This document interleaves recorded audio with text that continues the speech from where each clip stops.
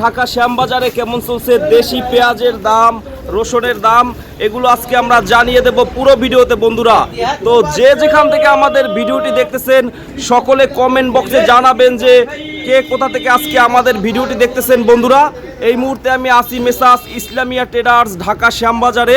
আজকেও বলি যাদের রাখি পেঁয়াজ আছে আপনারা প্রত্যেকটা রাখি পিস সঙ্গে তদন্ত করেন আপনাদের পিস আসলেই ভালো আছে কিনা সেদিক খেয়াল রাখবেন। আর দ্বিতীয় কথা হলো গিয়ে যদি পিস পচে যায় তাহলে বিক্রি করে দেবেন, আর যদি না পচে তাহলে পিস বেচার এই মুহূর্তে কোনো দরকার নেই। পিজা আব্বা ডাকবেই, পিজা আব্বা ডাকবেই, যা আব্বা আমি আসি তোমার পয়সা দেবো। ছেলের মতন চাকরি করে ছেলে টাকা দেয় না, পিজেও ওইরকম টাকা দিবে কৃষকের।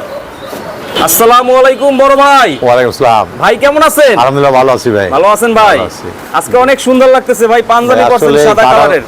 কাঁড়াল খাইছিলাম তো গরম লাগছিল, এজন্য গোসল দিয়ে পাঞ্জাবি গায়ে দিয়ে আসলাম। এখন তো দুপুর টাইম, এখন দুপুর টাইম খুবই গরম লাগছিল ভাই, এজন্য গোসল দিয়ে আসলাম। তো গরমে কাঁঠাল খাইছেন? জি জি, এই জন্য একটু বিরক্ত আছে, বেশি খাইনি পাইনি আমি কাঁঠাল, 4-5টা রোয়া খাইছি তাই যথেষ্ট। ওই ধরনের ব্যাঙি ফেলাই তুইছি এই জায়গায়, এই দেখেন এই কাঁঠাল পরে রয়েছে। আচ্ছা, এই দেন আর খাইনি পরে যে গরমে গরম। যাই হোক, তো কি অবস্থা বাজারের ভাই? যাক বাজার কালকের মতনই আছে, যাক আজ 3 দিন একই বাজার। 24 টাকা থেকে আসলে 28-30 টাকা বাজার আছে, তবে চলতি বাজার 26 থেকে 25 থেকে 28 টাকা।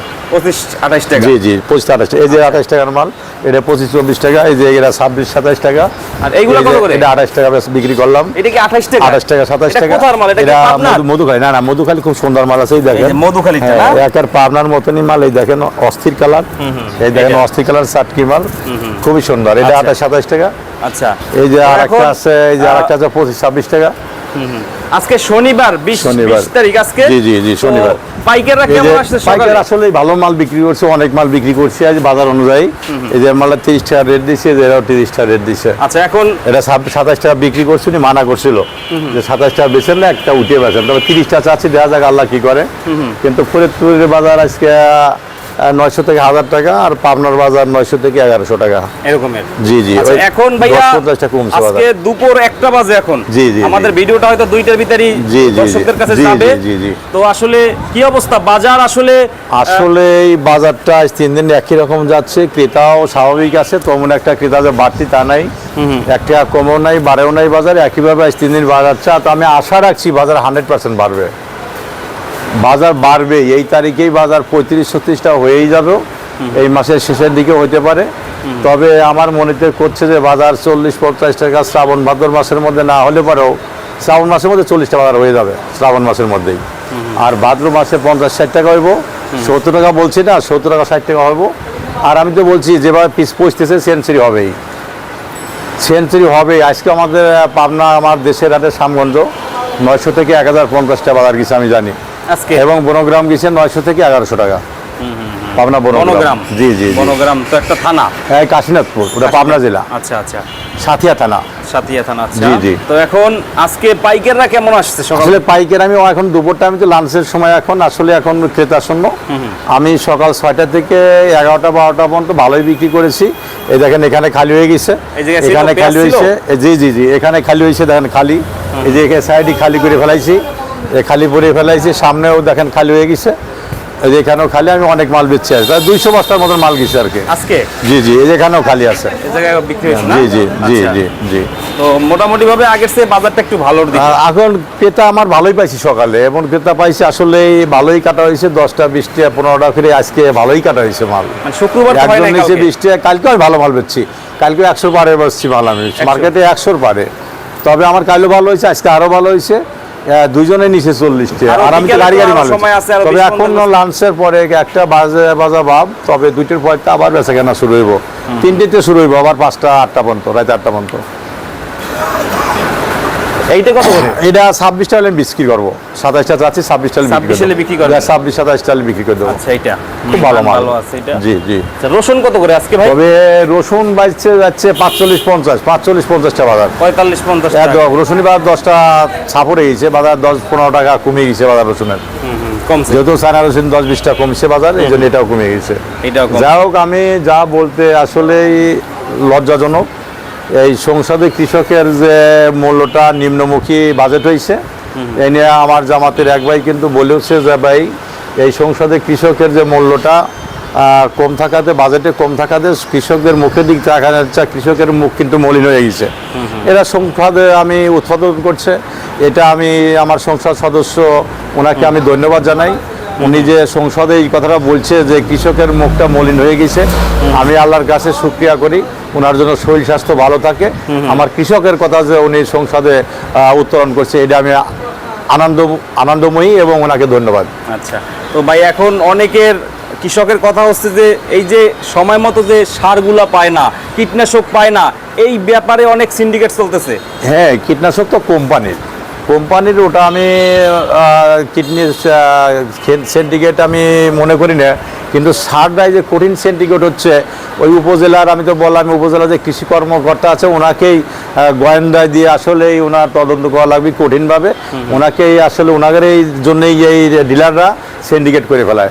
ওনারা যদি সঠিক থাকে তাহলে তো ডিলাররা ওই আপনার সিন্ডিকেট করতে পারে না, ওনারাই ঘুষ খায় সিন্ডিকেট করে দেয়। বাজার 1050 টাকার সার 2200 টাকা নেয়, কিন্তু আসলে এই সিন্ডিকেটটা হচ্ছে কৃষি অফিসারদের মাধ্যমেই ওনারা এই দ্বারাই তো সার নিয়োগ করে ডিলারদের, এরাই সব মূল কাঠি। সেই জন্য আমি সরকারি কর্মকর্তা ম্যাজিস্ট্রেট ভাইদের এবং প্রধানমন্ত্রীর কাছে আবেদন করি এদেরকে আইনি তদন্ত করে কঠোরভাবে আইনের আওতায় নিতে হবে, যাতে বাংলাদেশের কৃষকের এত ক্ষতিগ্রস্ত না হয়। এই কর্নার একটা বিক্রি হয়েছে? হ্যাঁ, এটা 27 টাকা বিক্রি করছি ভাই। এটা বিক্রি করছে 27 টাকা বিক্রি হয়েছে সকাল থেকে। এটা কোথায়? এটা আপনার ফরিদপুরের মাল। মালের কিন্তু সাইজ বড়। এটা আপনার ভিআইপি মাল, ভিআইপি যে ভিআইপি মার্কা দেখেন 27 টাকা বিক্রি হয়েছে। 27 টাকা না? জি ভিআইপি। এটা জি, আচ্ছা, এটা ভালো আছে মাল।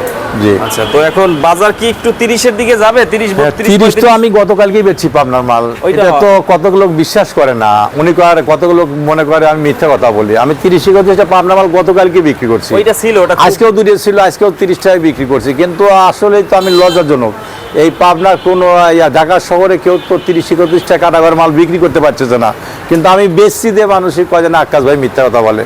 আরে ভাই, আমি পাবো বেতন, আমি তো মালিক না, আমি আপনাদের কাছে মিথ্যা কথা কেন বলবো? আমার মিথ্যা বলার প্রয়োজন নাই, সত্যিকারই কথাই আমি 31-30 টাকা পাবনা মাল আজকেও বিক্রি করছি। আজকে না? হ্যাঁ, ভালো মাল।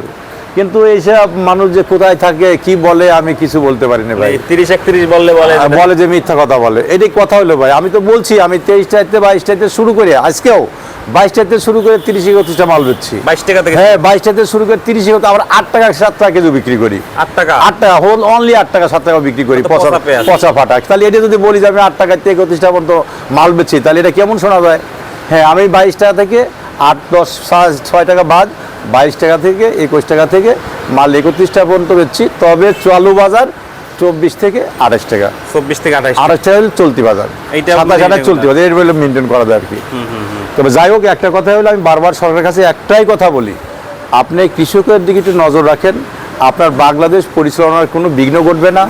আমি মনে করি যে এই কৃষকের যদি আপনি লক্ষ্য রাখেন, সার বিষের দাম কমা দেন এবং আলু এবং পিস্তা যদি বাইরে আসে রপ্তানি করতে পারেন, কৃষক আপনাদের গলায় ফুলের মালার সব সময় দেওয়ার জন্য প্রস্তুত থাকবে, যে আমরা প্রত্যেকবার আমি তারেক রহমানের চাই।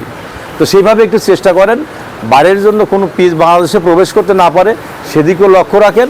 বাইরের থেকে চেনি ডাউল টাউল যা না লাগে বাংলাদেশে নিয়ে এসে দাম কমান, সমস্যা নাই, কিন্তু পেঁয়াজটা যেন না ঢোকে। পেঁয়াজ আসলে বাংলাদেশে অনেক কৃষক অনেক পারে, বাংলাদেশের কৃষকরা দেখা দিতে পারে যে আমরাও পারি, বাইরের পিস কোনো লাগবে না। সেইভাবে আপনি সার এবং কীটনাশক বিষের দিক তাকান, দাম কমান, কারেন্টের ইউনিটের দাম কমান, ডিজেলের দাম কমান, সয়াবিন তেলের দাম কমান, চেনি যা লাগে কৃষকের খাতি যা লাগে প্রত্যেকটা জিনিসের দাম আসলে কম থাকাই ভালো।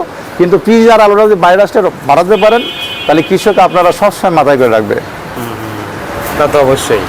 তো রাখি ব্যবসায়ীরা কি যাদের হাতে পেঁয়াজ থাকে, আমি আজকেও বলি যাদের রাখি পেঁয়াজ আছে, আপনারা প্রত্যেকটা রাখি পিস সঙ্গে তদন্ত করেন আপনাদের পিস আসলেই ভালো আছে কিনা, সেদিক খেয়াল রাখবেন। আর দ্বিতীয় কথা হলো গিয়ে, যদি পিস পচে যায় তাহলে বিক্রি করে দিবেন, আর যদি না পচে তাহলে পিস বেচার এই মুহূর্তে কোনো দরকার নেই। পিজা আব্বা ডাকবেই,